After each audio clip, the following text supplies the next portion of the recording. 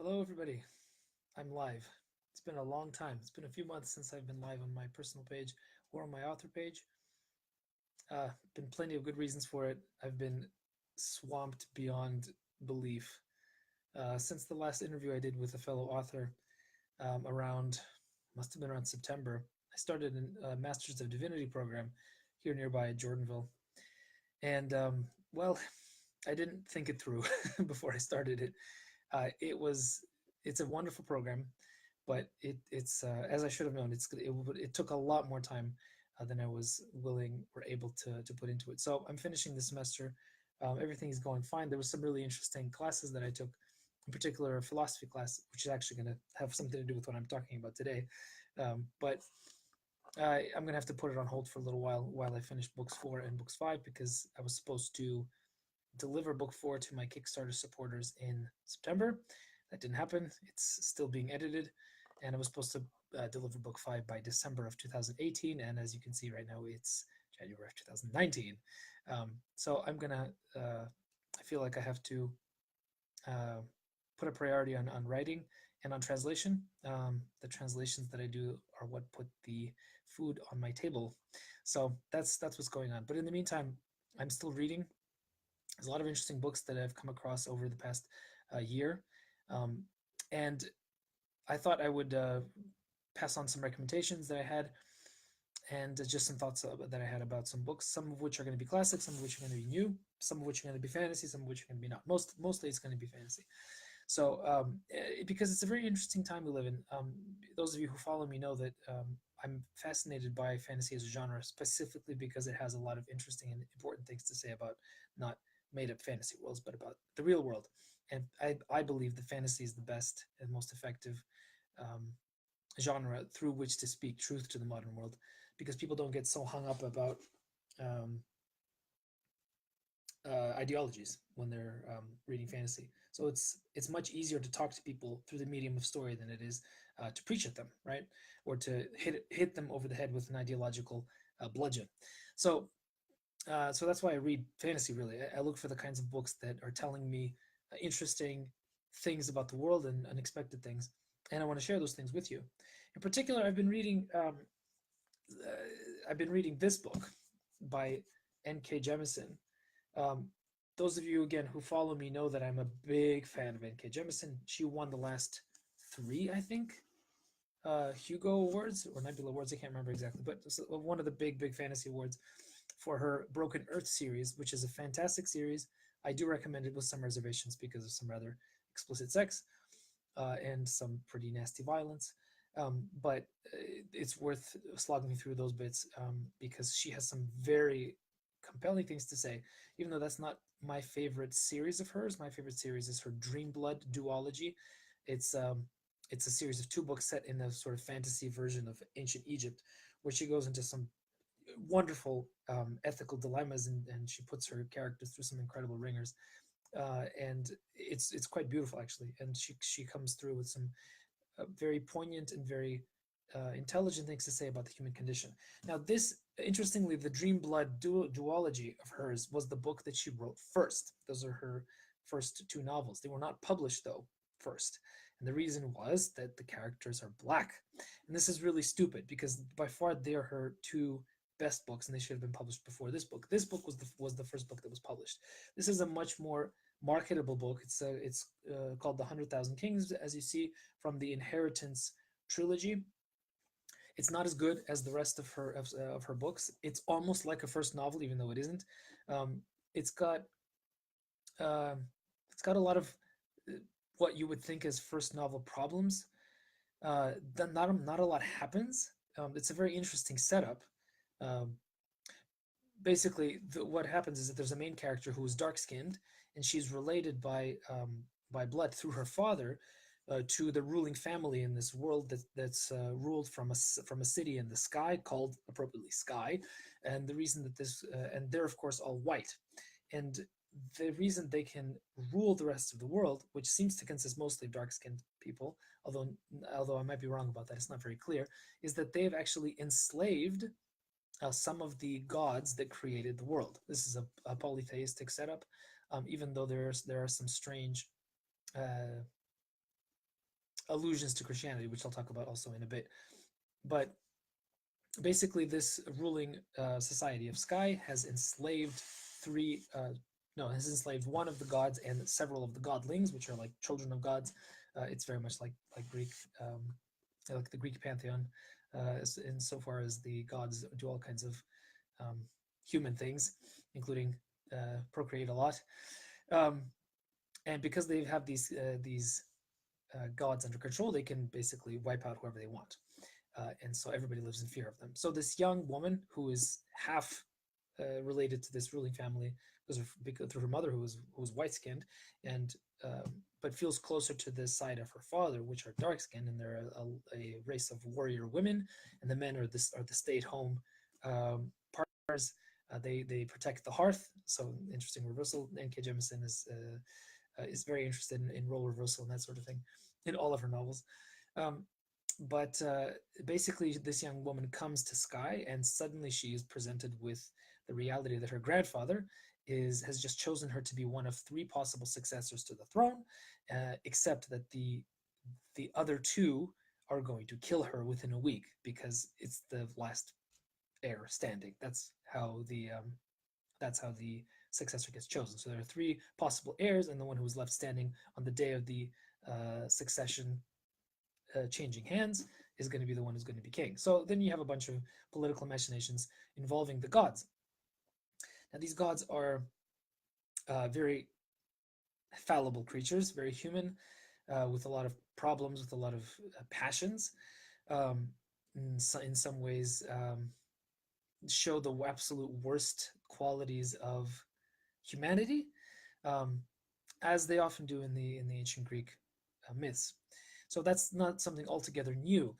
The the issue for me with this book is the whole setup. So it's a very much kind of like a Game of Thrones type of setup where everybody's out for their own interests. It's a political game of who's going to be left standing, and all the different players have all kinds of hidden motivations, and we don't know who to trust. And ultimately, the main character has to sort of put herself into the hands of the gods, who themselves are trying to use her to reassert their power over their enslavers. Um, as you can imagine, most of the characters are not particularly sympathetic. They're all kind of out for their own good. Even the main character, she's more sympathetic than the rest, but there's not really all that much to recommend her as a character. So it doesn't make for very interesting reading. The interesting thing is not so much the story, is the setup that I noticed that was also echoed in another book that I've been reading recently by Madeline Miller, which is called Circe. Now, this book you may have heard of. I don't have a copy of it because I'm listening to it on audiobook, but it was a massive bestseller, and it's basically a little more than a retelling of straight up Greek myths from the point of view of Circe, the famous witch goddess who captured Odysseus, or at least that's how the story goes in the Odyssey. Apparently, I haven't gotten far enough to know what actually happens according to the Madeline Miller version of the story. But hello, sister. There's my sister who is visiting us. You can see her right over there. uh, but there was a similar situation. Also, gods are despicable creatures full of passions that are very, very much like the humans. Uh, and yet, so here's the setup. There is this Circe is a sister, and they are talking about the way that the world works. And Circe's sister starts to tell her all kinds of truths about the world, how everybody is nothing but a power player, and nobody does anything except to assert themselves over others.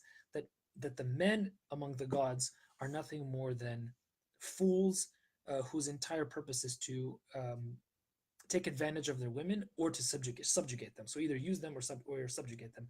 So the purpose of the women is to outwit the men in these intricate power games, and to make fools of them and to assert their power, basically to make sure that they don't get trampled underfoot by more powerful gods. A very similar situation happens in this book, where the main character is surrounded by political power players who are not interested in her as a human being at all, and who are capable of absolutely horrific acts of violence and torture and possibly even cannibalism. I mean, there's some things that are going on behind the scenes that are just absolutely horrifying. Again, this is a clear It's a clear commentary on the modern world, even though there aren't too many cannibals out there. But it's a sort of commentary on how we eat each other ideologically. But the weird thing is that this sort of it's a postmodern view of the role of men and women, of the role of cultural institutions as uh, as players jockeying for power and influence over each other. Everything is about power. The According to the postmodern view, the men's relationship with women, um, people in power, relationship with those that are underneath them, parents and children, everything is defined by categories of power. Now, it's a fairly depressing view of the world, a fairly uninteresting way of looking at the world around us, and it's not one that I particularly subscribe to. But what I found supremely interesting about the way that you get out of both of these uh, depressing situations of constant power games in both novels is by having a transcendent experience of sex. And this is what really I could as I was listening to the Madeline Miller setup. The conversation between Cersei and her sister is very similar to a conversation between the main character here and her sister. And I'm thinking, oh no, they're not going to go in the same direction. And yes, they did.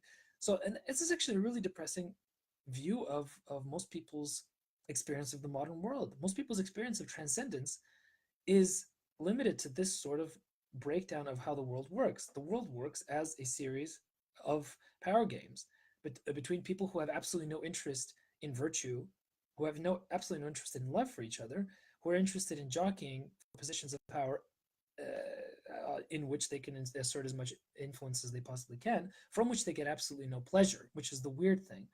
Um, so the only way you can escape apparently is through having this, and the descriptions of these sexual experiences are not erotic, they're transcendent, and especially in this book.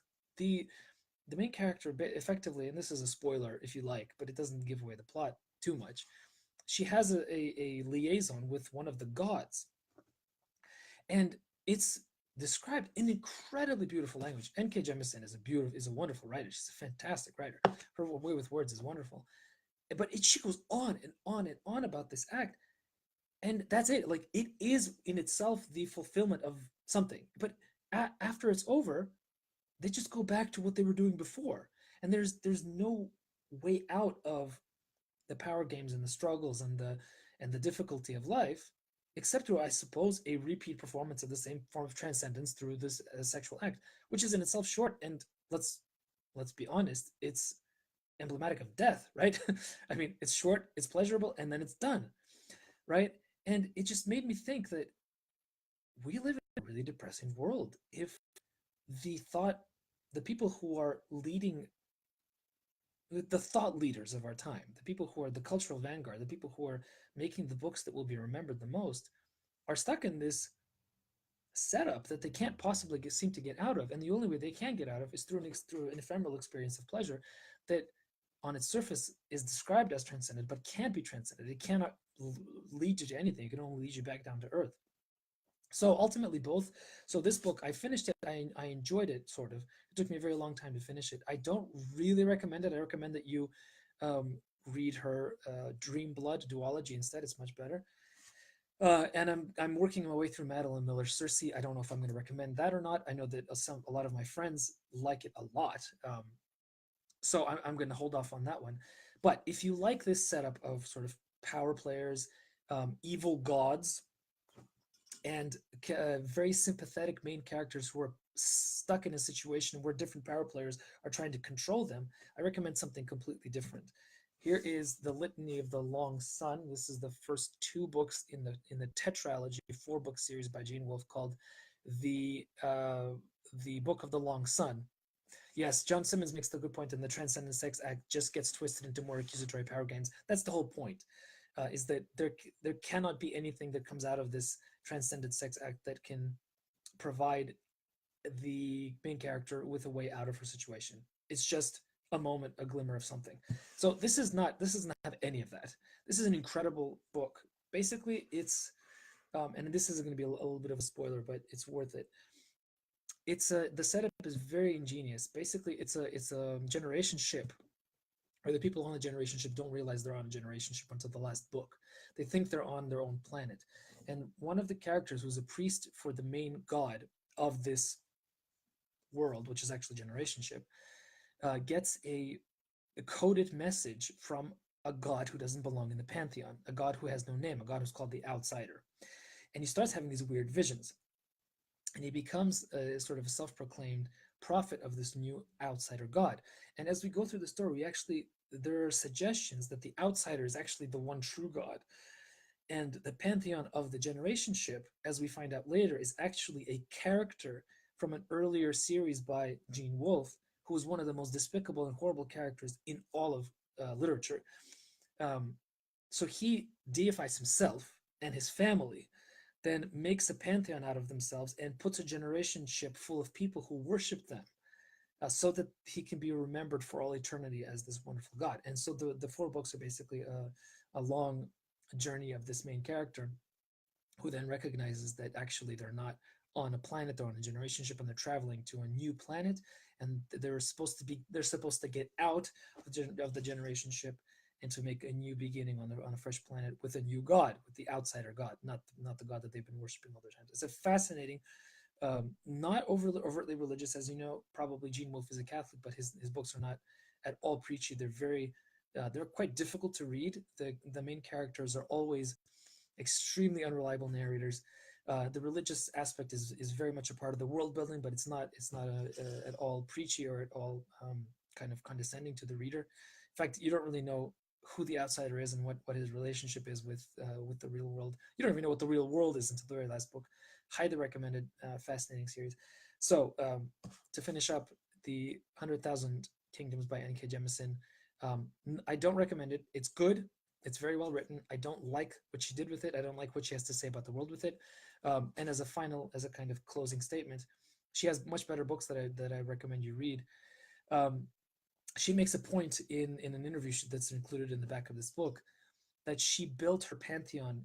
There are three gods that are the creators: a man, and a woman, and they have this weird relationship of love that is entirely erotic, which is disgusting, and I don't like it. Um, but it's a clear sort of analog to the Christian Trinity by a person who does not understand Christian theology, even though she identifies herself as a Christian, clearly, because she then makes this very odd statement about how God created us in his image. Therefore, my gods have all of the fallibilities of humans.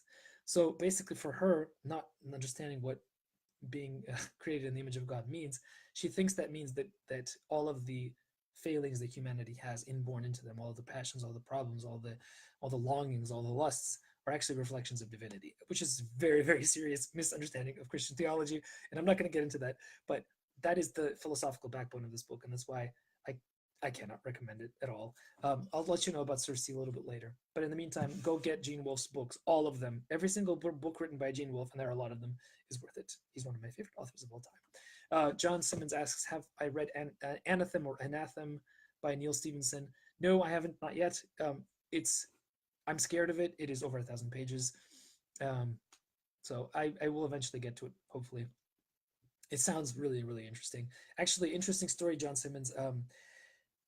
Neil Stevenson is a Portland native, right? And he is good friends with some of the singers of Capella Romana, who are a Byzantine and Slavic music choir, one of the best in the United States. And one of the basses, one of the ones who sings Ison for Capella Romana, is a personal friend of his, and he's also a composer, and he's written an electronic music soundtrack to Anathem and to some of other to some other of Neil Stevenson's novels. I don't know exactly what that means, but um, it was certainly an interesting fact. Hi, Kolya Lavrov, good to see you. So that's what I have to say today about these two books. I'm going to be doing these recommendations / reviews every once in a while, possibly as often as once a week. Let me know if you'd like me to check out some books and some recommendations. And if you have any questions, any comments before I run off, um, now's the time, because it's late and I got up at 5:15 this morning and I feel like lying down and sleeping. Read Naming Infinity just after, says John Simmons. All right, I'll give him a shot. The one that I did start reading, John, by Neil Stevenson, was Quicksilver. I think it's the Baroque cycle, just because I like that time period in history. So I think I can I think I'll sort of it's an easier place for me to begin. Neil Stevenson is admit it, he's a big deal. All right. So yeah, let me know if you all want me to read anything specific. What I'm probably going to review next week is a book. Where is it? I don't have it here with me. Oh, there it is. I've been trying to finish this book, Spinning Silver by Naomi Novik, for half a year, and it's a good book. It's not that it's bad. That's not the reason I haven't been able to finish it. Um, just things keep getting in the way. This is the kind of book that you want to have uninterrupted 4 or 5 hours straight of reading time to get through this, and I haven't had that. I've been reading in bits, and it needs a long, sustained experience. It's based on Rumpelstiltskin, but it's a Slavic slash Lithuanian folk version of Rumpelstiltskin with a lot of interesting stuff going on. Those of you who don't know her, I recommend her previous novel, which is called Uprooted. It's a Polish folk version of Beauty and the Beast, which is very interesting, very good, and it's got all kinds of fun stuff in it. Anyway, for now, that's all I have to say. Um, it's nice to be back on live, and um, I'll see you guys next week probably. All right, bye bye.